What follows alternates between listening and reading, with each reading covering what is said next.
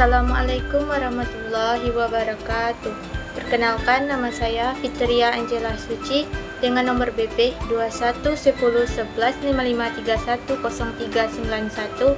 Baiklah, saya di sini akan mempresentasikan tentang perbaikan kinerja SDM dan penilaian kinerja STM.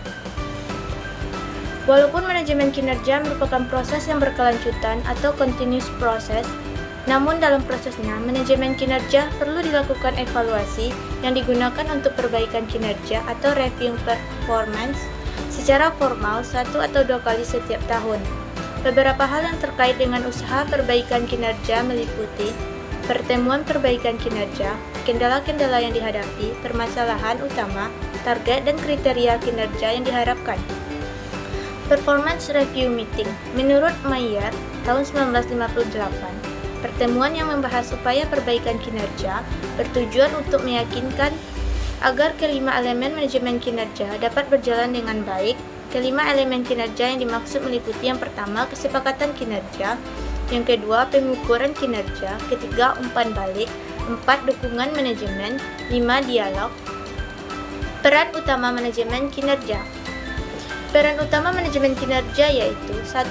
Meyakinkan para pegawai apakah yang sudah dikerjakan sesuai dengan sasaran kinerja. 2. Merancang sistem kinerja agar pegawai mendapat tantangan baru. 3. Meyakinkan agar pegawai menggunakan pengetahuan yang lebih baik. 4. Meyakinkan agar pegawai menerapkan keterampilan dan kecakapan yang dimiliki menjadi lebih baik. 5. Mengembangkan kualitas kinerja pegawai dengan belajar mandiri.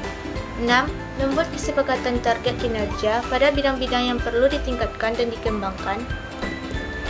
Kendala-kendala dalam perbaikan kinerja. Menurut Beer and Rule tahun 1976, terdapat 3 sumber kendala dalam menyelenggarakan perbaikan kinerja, yaitu yang pertama, kualitas hubungan antara manajer dengan pegawai. Jika tidak terdapat saling percaya dan mengerti di antara kedua belah pihak, maka perbaikan kinerja merupakan sebuah pengalaman yang menakutkan karena munculnya sifat kekasaran dan penolakan. Yang kedua, perilaku dan keterampilan saat wawancara. 3. Proses perbaikan atau review itu sendiri tergantung tujuan, metodologi, dan dokumentasi. Tujuan perbaikan kinerja, yang pertama, perencanaan, menyiapkan dasar-dasar perumusan kesepakatan, perencanaan, dan pengembangan kinerja. 2. Motivasi, untuk mendapatkan umpan balik atau feedback positif, penghargaan, pengakuan, kesempatan untuk maju, memperluas tujuan, memberdayakan masing-masing pembelajaran, dan pegawai mengelola kinerjanya. Pengembangan. 3. Pembelajaran dan pengembangan.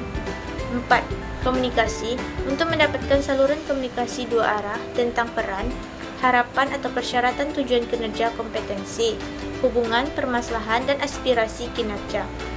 5. Penilaian kinerja, mempersiapkan dasar-dasar untuk penilaian kinerja, khususnya jika hasil penilaian kinerja menjadi acuan untuk penentuan sistem imbalan. Selanjutnya, struktur pertanyaan evaluasi kinerja mandiri. 1. Aspek-aspek pekerjaan apa saja yang Anda telah dikerjakan dengan baik. 2. Menurut Anda, prestasi terbaik apa saja yang telah berhasil diraih selama periode perbaikan. 3. Apakah Anda memiliki kesulitan dalam mencapai tujuan atau memenuhi standar kinerja. 4. Jika terjadi kendala, jelaskan dan menurut Anda mengapa terjadi kendala-kendala tersebut. 5. Menurut Anda, apa yang bisa dilakukan agar di waktu mendatang tidak terjadi lagi kendala-kendala tersebut? 6. Apakah Anda memiliki aspek pekerjaan yang menurut Anda kinerjanya bisa ditingkatkan secara mandiri atau dengan bantuan manajer? 7. Jika ada hal yang bisa ditingkatkan, menurut Anda bagaimana cara meningkatkannya? 8. Apakah Anda akan mendapatkan manfaat jika diikutkan dalam pelatihan? 9. Jika iya, jelaskan secara khusus pelatihan apa saja yang Anda inginkan. 10. Apakah rancangan pekerjaan Anda saat ini mengganggu Anda dalam bekerja? Jika iya, perubahan seperti apa yang Anda inginkan? 11. Apakah pekerjaan Anda memanfaatkan pengalaman dan kemampuan Anda secara penuh? Jika tidak, bagaimana agar bisa memanfaatkan pengalaman dan kemampuan Anda secara penuh? 12. Apakah pekerjaan dan rencana pengembangan pribadi yang Anda inginkan untuk waktu mendatang? Selanjutnya, keuntungan penilaian kinerja mandiri. Mengurangi resistensi dengan memberikan kesempatan pegawai untuk mereview kinerjanya sendiri. Metode ini menghasilkan diskusi yang lebih positif dan konstruktif dalam pertemuan perbaikan kinerja, sehingga fokus pada pemecahan masalah bersama dan tidak saling menyalahkan. Keunggulan metode penilaian kinerja mandiri mendorong pegawai untuk mengidentifikasi kebutuhan, pengembangan pribadi, meningkatkan kinerja, dan penilaian dilakukan seimbang antara individu dan manajer. Kelemahan penilaian kinerja mandiri. Beberapa kelemahan yang ditemukan dalam metode penilaian kinerja mandiri, diantaranya terdapat ketidaksepahaman antara manajer dan pegawai mengenai hasil evaluasi mandiri yang diberikan oleh pegawai. Beberapa pegawai bisa bertindak realistik dalam penilaian mandiri, namun beberapa pegawai juga akan menilai dirinya baik secara berlebihan. Memberikan umpan balik. Membuat umpan balik menjadi pekerjaan. Seterusnya, umpan balik berdasarkan bukti. Jelaskan, jangan menghakimi, mengacu perilaku tertentu, selalu bertanya, pilih masalah utama, fokus, berikan umpan balik yang positif. Suatu organisasi perlu melakukan penilaian kinerja. Pertama, penilaian kinerja memberikan informasi bagi pertimbangan pemberian promosi dan penetapan gaji. Kedua, penilaian kinerja memberikan umpan balik bagi para manajer maupun pegawai untuk melakukan introspeksi dan meninjau kembali perlakuannya selama ini. Ketiga, penilaian kinerja diperlukan untuk pertimbangan diadakannya pelatihan serta pengembangan. Seterusnya, proses penilaian kinerja. 1. Menentukan tujuan dan alasan penilaian kinerja. 2. Menentukan kendala budaya dan lingkungan. 3. Memilih orang yang akan ditugaskan. 4. Memilih metode penilaian kinerja terbaik untuk mencapai tujuan. 5. Melatih tim penilai. 6. Menyiapkan dokumen pengamatan kinerja. 7. Mengevaluasi kinerja. 8. Mengkomunikasikan hasil penilaian kinerja terhadap pegawai. 9. Membuat keputusan terhadap individu pegawai. Selanjutnya, tahap 1. Menentukan alasan penilaian kinerja. Menentukan alasan dan tujuan dilakukannya penilaian kinerja. Tahap ini penting karena tersedia banyak metode penilaian kinerja yang belum tentu cocok. Sebagai contoh, metode Forsyth Choice Scales sangat cocok untuk tujuan penentuan besarnya kompensasi atau imbalan pegawai, namun sangat tidak cocok untuk tujuan pembuatan kurikulum materi pelatihan. Tujuan atau alasan dilakukan evaluasi kinerja diantaranya untuk menyiapkan pelatihan dan umpan balik kerja pegawai, menentukan peningkatan upah atau membuat keputusan untuk kenaikan pangkat gaji, jabatan, membuat keputusan pemberhentian kerja, atau riset individu pegawai untuk pengembangan kompetensi dan karir. Tahap kedua, menentukan kendala lingkungan dan budaya organisasi. Menentukan kendala lingkungan dan budaya organisasi yang mungkin dapat mempengaruhi sistem penilaian kinerja. Jika organisasi tidak memiliki cukup uang untuk menerapkan merit system, maka penggunaan sistem evaluasi kinerja kuantitatif yang rumit dapat dipastikan akan membuat manajer dan pegawai menjadi frustasi. Di dalam budaya organisasi yang sangat kohesif, menggunakan penilaian kinerja metode peer ratings mungkin dapat mengurangi kohesivitas mereka. Tahap ketiga, menentukan siapa yang akan melaksanakan penilaian kinerja.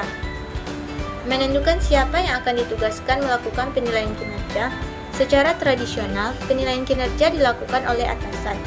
Akhir-akhir ini, organisasi menyadari bahwa penilaian atasan hanya mampu menilai aspek perilaku tertentu saja dari bawahannya. Sebagai contoh, seorang pimpinan cabang sebuah bank hanya mampu mengamati perilaku teller sekitar 30% dan selebihnya diamati oleh pelanggan, teman kerja, dan pihak-pihak lain. Untuk mendapatkan hasil penilaian kinerja teller yang akurat, maka pihak lain harus memberikan feedback yang cukup. Seterusnya, tahap 4, menentukan metode penilaian kinerja terbaik. Menentukan kriteria yang relevan yang dapat digunakan sebagai acuan dalam proses evaluasi kinerja. Kriteria adalah pedoman untuk menentukan tingkat kesuksesan seorang pegawai. Terdapat 3 kriteria yang sangat umum untuk menentukan kriteria keberhasilan seorang pegawai. Tahap 5, pelatihan penilaian kinerja pegawai. Dalam praktek penilaian kinerja pegawai, pelatihan tentang peningkatan kualitas penilaian reviewer relatif kurang diperhatikan. Sedikitnya pelatihan ini menyebabkan masih sering dijumpai berbagai kesalahan dalam penilaian. Dengan meningkatnya akurasi, validitas, dan reliabilitas hasil penilaian kinerja, maka kepuasan kinerja pegawai akan meningkat. Hal ini dimungkinkan jika para manajer memiliki pengetahuan yang baik yang diperoleh dari pelatihan teknik diskusi, latihan penilaian yang efektif, dan membahas umpan balik. Tahap 6. Observasi dan pencatatan kinerja. Mengamati perilaku pegawai dan mendokumentasi kejadian kritis yang terjadi. Kejadian kritis merupakan kinerja pegawai yang sangat buruk ataupun sangat istimewa. Kejadian kritis harus dikomunikasikan kepada pegawai pada saat kejadian. Dokumentasi penting karena memiliki 4 alasan. Tahap 7. Evaluasi kinerja pegawai. 1. Mendapatkan dan meninjau data secara objektif. 2. Membaca logbook kejadian kritis kinerja pegawai. Ketiga, lineage error atau adalah kesalahpahaman tentang penilaian dalam memberikan nilai lebih positif dari yang seharusnya. Penilai bisa memberikan nilai lebih tinggi dari yang seharusnya jika evaluasi kinerja dilaksanakan secara objektif. Selanjutnya, jika terjadi lineage error, organisasi akan dirugikan, sedangkan para pegawai akan diuntungkan. Penilaian lineage error akan membebani keuangan dan organisasi dikarenakan makin banyak pegawai yang mendapatkan kenaikan gaji dan pangkat, intinya akan terjadi kenaikannya biaya SDM. Selanjutnya, tahap 8, menyampaikan hasil penilaian kinerja pegawai. Menentukan siapa yang akan ditugaskan melakukan penilaian kinerja. Secara tradisional, penilaian kinerja dilakukan oleh atasan. Akhir-akhir ini organisasi menyadari bahwa penilaian atasan hanya mampu menilai aspek perilaku tertentu saja dari bawahannya. Sebagai contoh, seorang pimpinan cabang sebuah bank hanya mampu mengamati perilaku teller sekitar 30% dan selebihnya diamati oleh pelanggan, teman kerja, dan pihak-pihak lain. Untuk mendapatkan hasil penilaian kinerja teller yang akurat, maka pihak lain harus memberikan feedback yang cukup. Selanjutnya, tahap 9, memberhentikan pegawai. Sebagaimana dibahas sebelumnya, tujuan penggunaan hasil evaluasi kinerja adalah untuk mendapatkan feedback tentang perilaku kinerja pegawai. Hasil evaluasi kinerja dapat digunakan untuk pengambilan keputusan pegawai yang positif seperti promosi dan kenaikan gaji. Sebaliknya, ada peluang bagi manajer untuk memberhentikan pegawai jika terpaksa dilakukan pemutusan hubungan terhadap pegawai, maka perlu diperhatikan kerja kebijakan perusahaan, peraturan dan perundang-undangan yang berlaku mengenai hubungan industrial. Selanjutnya, alasan legal pemberhentian pegawai. Yang pertama, masa percobaan kerja yang sudah habis. Seterusnya, pelanggaran terhadap peraturan perusahaan, tidak cakap dalam bekerja. Selanjutnya, yang terakhir, perampingan jumlah tenaga kerja. Baiklah, sampai di sinilah presentasi yang dapat saya sampaikan tentang perbaikan kinerja SDM dan penilaian kinerja SDM. Kalau ada kata yang salah mohon dimaafkan. Assalamualaikum warahmatullahi wabarakatuh.